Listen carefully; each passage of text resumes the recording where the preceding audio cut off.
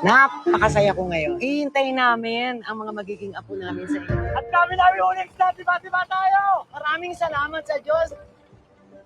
Susan, napakabait. Hindi siya iyakin. Hello!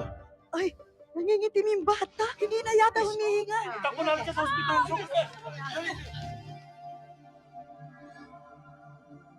Pedro, ba't wala pa rin anak mo?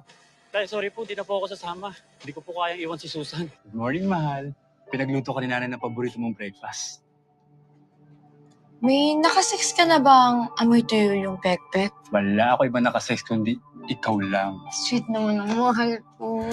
Dapat na siyang bumalik sa trabaho nang hindi siya nagmumukmuk sa kwarto at saka ikaw makapangisda ulit. Hindi naman lumabas ka na sa kwarto mo. Gusto mo, pasyal kita bukas. Utang ba nang inuuli nyo? Anong kikitain natin dyan? Ito lang po. Tataka ka pa. Ay! Tanginan to.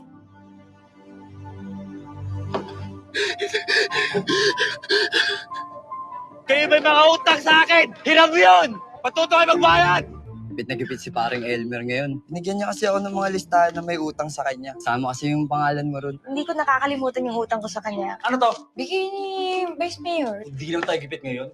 Pupunitin ko ito 5,000 sa harapan mo. Oo, mo naman, mahal. Sorry, mahal. Bigla lang ako.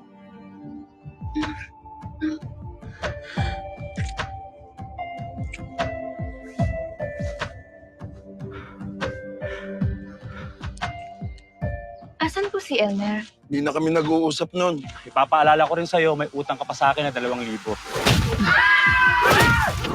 Okay ka lang?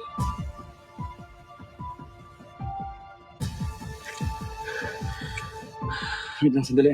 Hindi ko yata kaya magtaksal sa asawa ko. Pumikit ka lang. Hoy! Music ka! Titi mo! May pek-pek! Ikaw lang, promise. Ikaw lang. Sinungaling ka!